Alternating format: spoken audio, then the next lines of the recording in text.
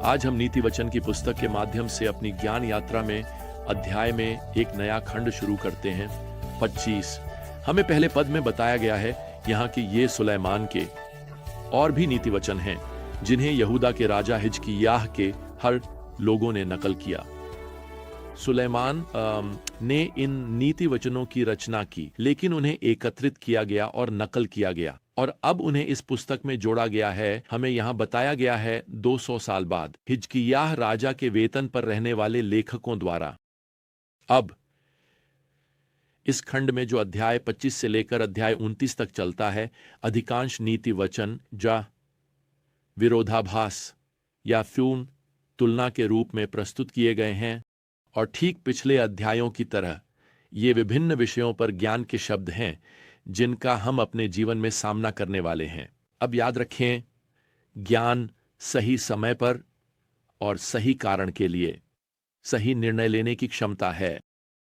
उदाहरण के लिए यहां अध्याय 25 और पद 7 में सुलेमान कानूनी विवाद को संभालने पर कुछ ज्ञान देते हैं। वह लिखते हैं, जो तुम्हारी आंखों ने देखा है उसे जल्दी से अदालत में न लाओ, क्योंकि अंत में तुम क्या करोगे जब तुम्हारा पड़ोसी तुम्हें शर्मिंदा करेगा। दूसरे शब्दों में, अदालत की ओर भागने में इतनी जल्दी न करें। कई लोग दूसरों को अदालत में ले जाते हैं और यह केवल उन पर उल्टा पड़ता है। और सुलेमान स्पष्ट रूप से चाहते हैं कि आप अदालत में जल्दी करने से पहले यह विचार करें कि चाहे आप अपना मामला जीतें या हारें, वैसे भी आप अपनी प्रतिष्ठा खोने का जोखिम उठाते हैं। आपकी प्रतिष्ठा अदालत में मामला जीतने से कहीं अधिक महत्वपूर्ण है। सुलेमान यहां पद 9 और पद 10 में एक बेहतर समाधान प्रस्तुत करते हैं। वह कहते हैं कि इसे व्यक्तिगत रूप से संभालें, इसे चुपचाप संभालें यदि संभव हो। अपने पड़ोसी के साथ उस मामले को सुलझाने की कोशिश करें, उस मुद्दे को हल करने की कोशिश करें बिना, आप जानते हैं, सार्वजनिक अदालत के माहौल में एक दूसरे पर कीचड़ उछाले बिना। अब इसके साथ सुलेमान एक बार फिर से यहां अध्याय में गपशप के विषय को संबोधित करने जा रहे हैं।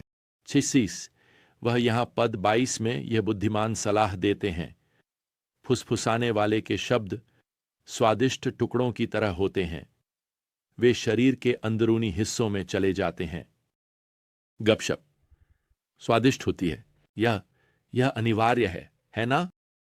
किसी ने एक बार कहा था कि वाक्यांश यह मेरा काम नहीं है के बाद आमतौर पर शब्द लेकिन आता है।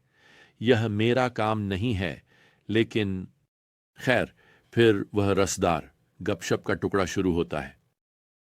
सुलेमान पद 21 में चेतावनी देते हैं कि गपशप आग में डाले गए लकड़ी की तरह होगी जो इसे पहले से भी बड़ी आग बना देती है। वैसे सबसे सरल समाधान यह है कि इसे न सुने, क्योंकि अगर आप इसे नहीं सुनते हैं तो शायद आप इसे दोहराने के लिए प्रलोभित नहीं होंगे। यहां एक सामान्य नियम है जो आपको और आपके आसपास के कई अन्य लोगों को इस संबंध में सुरक्षित रखेगा।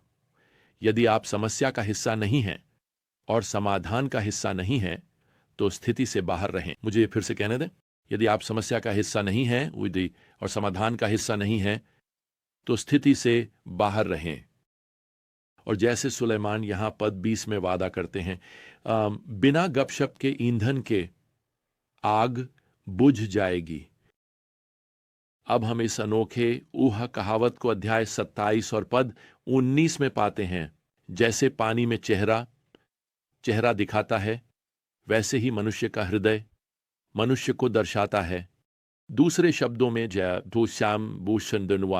जैसे आप पानी में प्रतिबिंब देखते हैं, वैसे ही आपका हृदय आपको यह दिखाता है कि आप वास्तव में कौन हैं।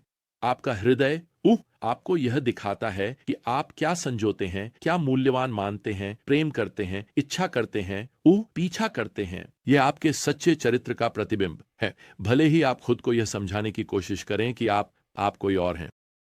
नियमित सावधानी पूर्वक आत्म परीक्षण जो कि परमेश्वर के वचन के प्रकाश में होता है, जो एक दर्पण है, हमें यह प्रकट करता है कि हम कौन हैं और यह हमें पश्चाताप और प्रतिदिन प्रभु पर निर्भरता की ओर ले जाएगा।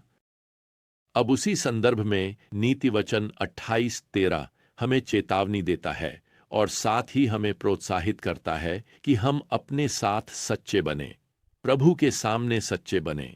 सुलेमान यहाँ लिखते हैं, जो कोई अपने अपराधों को छुपाता है वह सफल नहीं होगा, लेकिन जो उन्हें स्वीकार करता है और त्याग देता है उसे दया प्राप्त होगी। हम इन 5 अध्यायों में, इस खंड में अध्याय 25 से 29 तक कई चरित्र गुण पाएंगे जिन पर जोर दिया जाएगा। वैसे ये ऐसे गुण हैं जिन्हें टालना चाहिए, साथ ही कुछ ऐसे चरित्र गुण भी हैं जिन्हें विकसित करना चाहिए। अब नकारात्मक पक्ष पर घमंड या अहंकार के खिलाफ कई चेतावनियां हैं।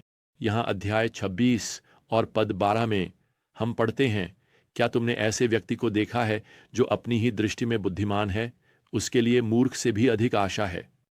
दूसरे शब्दों में, चाहे आप कितने भी बुद्धिमान या प्रतिभाशाली क्यों न हो, घमंड आपको लगभग एक निराशाजनक स्थिति में डाल देगा। क्यों? खैर, अगर आप सलाह सुनने या पाप स्वीकार करने या भगवान की आवश्यकता देखने के लिए बहुत अधिक गर्वित हैं, तो आप अपने जीवन में भगवान की कृपा के सभी रास्ते बंद कर रहे हैं। और अगर आपके जीवन में भगवान की कृपा नहीं है, ये कब तो आपका जीवन बिना आशा के समाप्त हो जाएगा और निश्चित रूप से बिना विकास के। खैर, अध्याय 27 और पद 1 में घमंड के बारे में एक और खतरे का संकेत है। कल के बारे में घमंड मत करो, क्योंकि तुम नहीं जानते कि एक दिन क्या ला सकता है। अब ये कल की योजना बनाने या उसके बारे में सोचने के विचार की निंदा नहीं करता है, लेकिन सुनो, दुनिया की सारी समझदारी भरी योजना कल की गारंटी नहीं दे सकती। इस तरह का घमंड प्रभावी रूप से इस सच्चाई को नजरअंदाज करता है कि भगवान नियंत्रण में है। भगवान आज आपके दिन के अंततः नियंत्रण में है, वह आपके कल के नियंत्रण में है। इसलिए हमें सीखने की जरूरत है, जैसा कि जेम्स अपने पत्र में लिखते हैं, हमें यह कहना सीखने की जरूरत है, अगर भगवान की इच्छा है, या अगर यह भगवान की इच्छा है। यह जेम्स 4:50 है। अब सोलोमन अध्याय 27 में यहां एक और व्यावहारिक ज्ञान का टुकड़ा देने के लिए आगे बढ़ते हैं। अब पद 2 पर, दूसरे व्यक्ति को आपकी प्रशंसा करने दें और आपके अपने होंठ नहीं। वैसे यह किसी भी उम्र में विकसित करने के लिए एक अच्छी प्रथा है।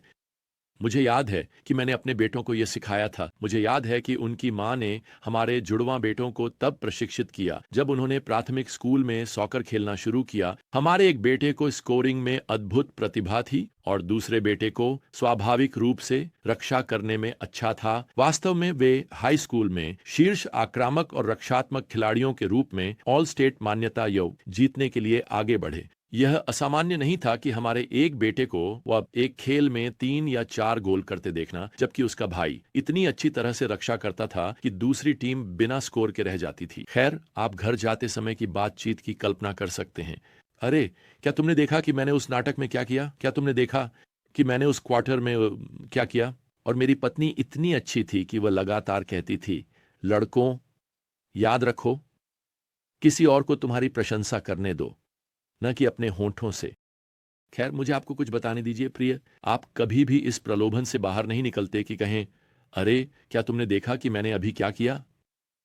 बहुत से लोग हैं जिन्होंने चर्च में, मिशन क्षेत्र में, किसी स्वयंसेवी भूमिका में प्रभु की सेवा करना छोड़ दिया है। क्यों? खैर, स्पष्ट रूप से क्योंकि उन्हें वह मान्यता नहीं मिली जो उन्हें लगा कि वे उसके हकदार थे। किसी ने ध्यान नहीं दिया, किसी ने उनकी प्रशंसा नहीं की। अब ध्यान में रखें प्रिय, बाइबल कहती है कि प्रभु स्वयं आपके काम, हम और उस प्रेम को नजरअंदाज नहीं करेंगे जो आपने उनके नाम के लिए दिखाया है। यह इब्रानियों अध्याय 6 और पद 10 है। प्रभु कभी भी वह एक चीज नहीं चूकते जो आप उनके लिए करते हैं।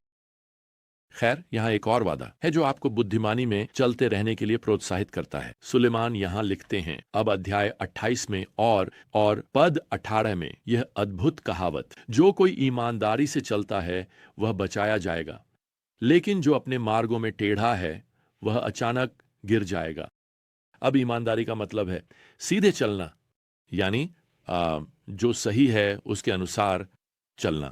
लेकिन जिनके मार्ग टेढ़े हैं, यानी जो गलत है उसके अनुसार, खैर, वे अपने जीवन को बर्बाद करने के खतरे में हैं। और यह अचानक हो सकता है, यह हो सकता है, यूं कहें तो रातों रात। आपके चारों ओर की परिस्थितियों की परवाह किए बिना ईमानदारी से चलना, जो सही और गलत है उसके बारे में भगवान के निर्देशों का पालन करना हमेशा चलने का सबसे बुद्धिमान मार्ग होगा।